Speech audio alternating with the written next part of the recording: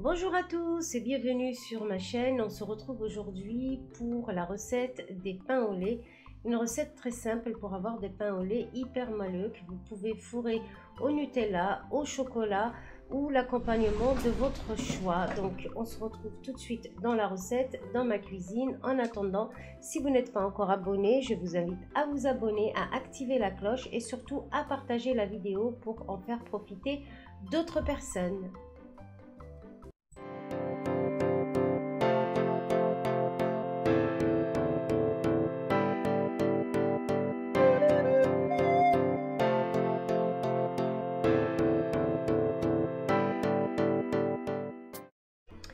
Alors donc pour commencer cette recette de pain au lait, donc on va préparer le tanzong. Je ne sais pas si je le prononce bien. Enfin, c'est une sorte de pâte qu'on va mettre à refroidir et le lendemain on va la sortir à température ambiante pour préparer nos pains au lait. Donc ici j'ai 25 g de farine. Donc là j'ai pris de la T45 et ici j'ai 125 g d'eau. Là j'ai préparé ma casserole. Donc je vais allumer ma plaque. Je vais juste mettre ça comme ça pour que vous puissiez voir. Voilà, donc je vais mettre l'eau. Je vais rajouter la farine. Donc on a dit 125 g d'eau et 25 g de farine. Donc là, je vais bien mélanger.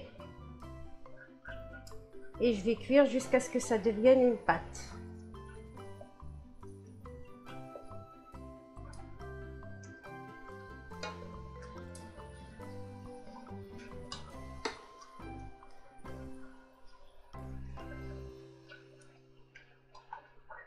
Je vais bien mélanger pour pas que ça accroche au fond de ma casserole.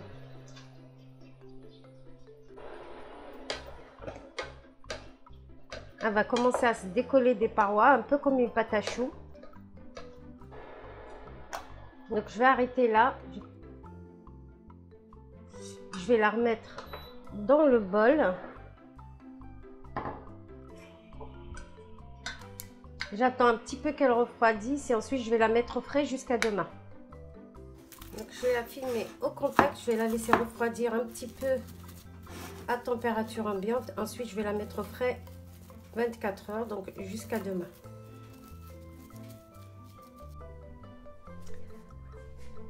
Donc pour la recette, pour les ingrédients, on va commencer. Donc j'ai 125 g de lait tiède, donc très important, lait tiède.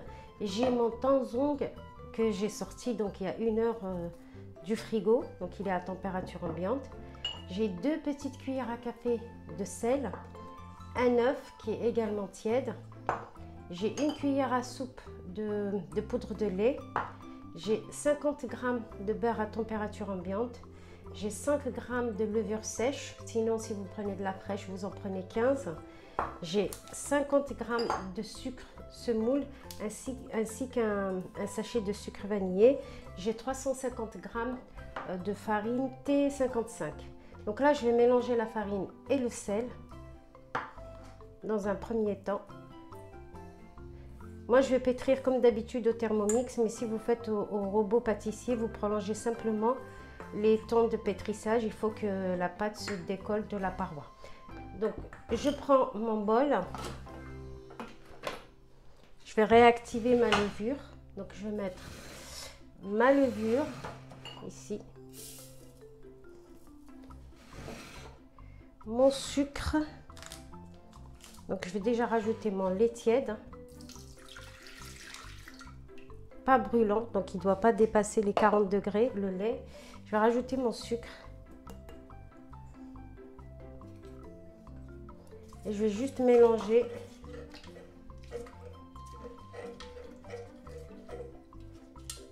Je vais couvrir 5 minutes juste pour réactiver ma levure.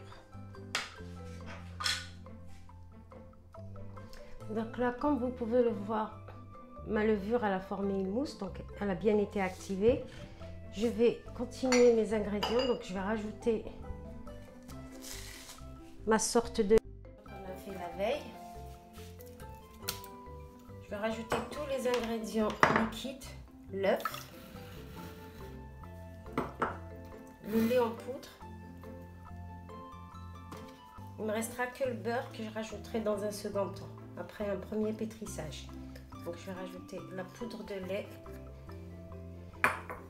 Et enfin ma farine avec mon sel, donc mes 350 g de farine.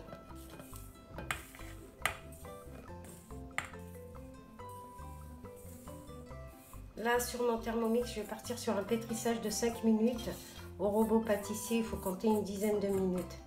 La pâte va commencer à se décrocher de la paroi du bol. Donc je vais activer.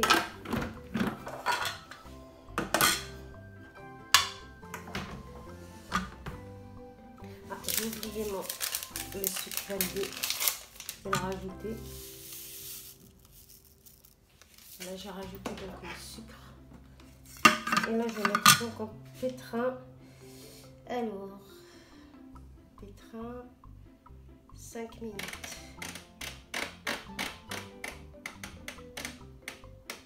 Donc on se retrouve dans 5 minutes. Donc au bout de 5 minutes de pétrissage, ma pâte elle est bien pétrie.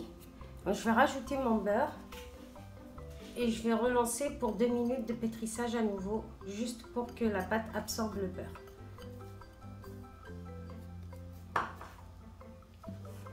Donc on a dit 50 g de beurre à température ambiante. Donc je vais remettre 2 minutes.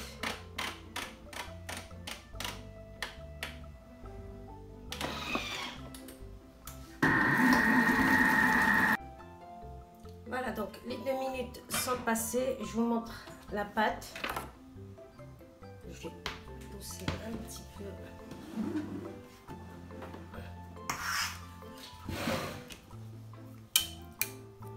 Elle est assez collante, mais c'est normal. Donc je vais la mettre sur mon plan de travail. Je vais la travailler un petit peu, former une boule et ensuite je vais la mettre dans un récipient pour qu'elle gonfle. Donc là je vais la mettre sur mon plan de travail. Je vais former une boule et hop, je la mets dans mon récipient.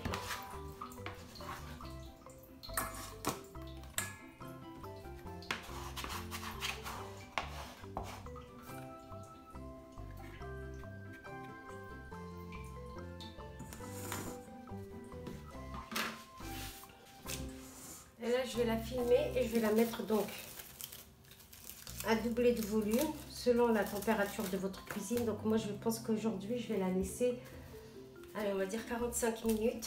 S'il fait un peu moins froid, vous la mettez plus. Mais en tout cas, le but, il faut qu'elle double de volume. Minimum, il faut qu'elle double de volume. Donc là, je vais la filmer, je vais la couvrir d'un linge propre et je la laisse doubler de volume. Donc, on se retrouve après la première pousse. Donc, au bout d'une heure de pousse, ma pâte a vraiment doublé de volume. Je vais enlever le plastique délicatement. Là, j'ai préparé mon moule qui a des empreintes, mais si vous n'en avez pas, c'est pas grave. Vous façonnez directement sur du papier sulfurisé vos pains au lait.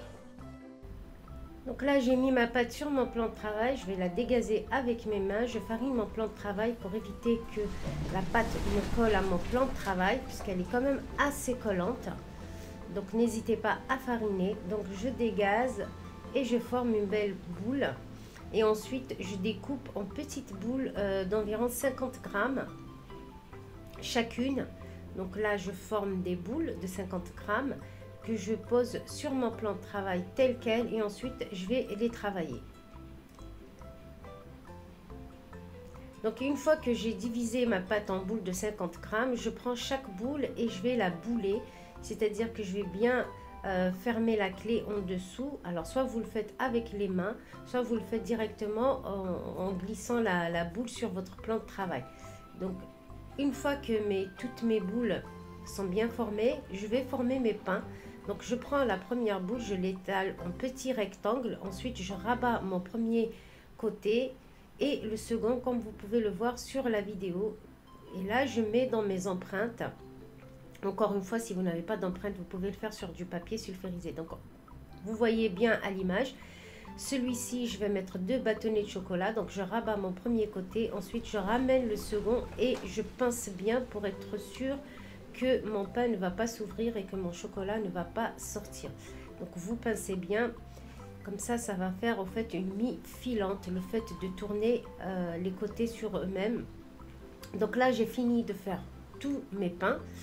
Je vais prendre un peu de lait, je vais badigeonner, donc c'est du lait demi-écrémé, hein, donc sans plus. Donc je badigeonne mes pains au lait avec du lait. C'est du lait frais, donc c'est pas du lait à température ambiante. Et là, je fais des petites encoches, soit avec, moi j'utilise un bistouri ou ce coupe-pâte. Donc je fais des petites encoches. Et ensuite, je vais laisser, je vais couvrir et je vais laisser doubler de volume à nouveau. Donc là, je vais les couvrir. Donc comme vous pouvez le voir, au bout de 20 minutes, 20 à 30 minutes, mes petits pains au lait ont à nouveau doublé de volume. Là, j'ai préchauffé mon four à 180. Je partirai sur une cuisson entre 15 à 20 minutes. Donc selon votre four, vous surveillez la cuisson. J'ai mis un petit bol d'eau dans mon four pour que ça fasse effet étuve, pour qu'il soit encore plus moelleux et plus tendre. Donc voilà, mon four est assez chaud, donc je vais enfourner. On se retrouve donc après la cuisson. Après 16 minutes de cuisson, très exactement, voici mes petits pains au lait. Ils sont hyper moelleux. Donc j'ai essayé de vous en ouvrir un, même s'ils sont un petit peu chauds, à mes risques et périls.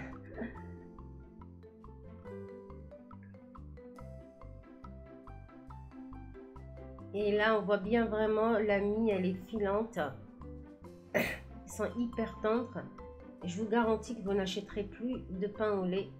Vous pouvez les congeler. Donc là, pour ceux qui veulent mettre de la confiture, de la marmelade, vous pouvez, vous allez regarder l'intérieur.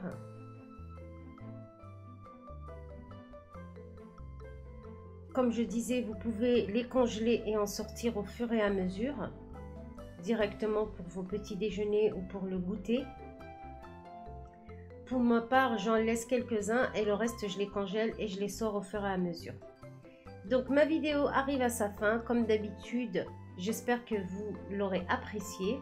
Il ne me reste plus qu'à vous souhaiter un bon appétit. Et encore une fois, n'hésitez pas à partager la vidéo, à vous abonner si vous n'êtes pas encore abonné et surtout à liker. Et laissez-moi vos commentaires pour que je puisse y répondre. C'est toujours un plaisir de répondre à vos commentaires. À bientôt dans une nouvelle vidéo.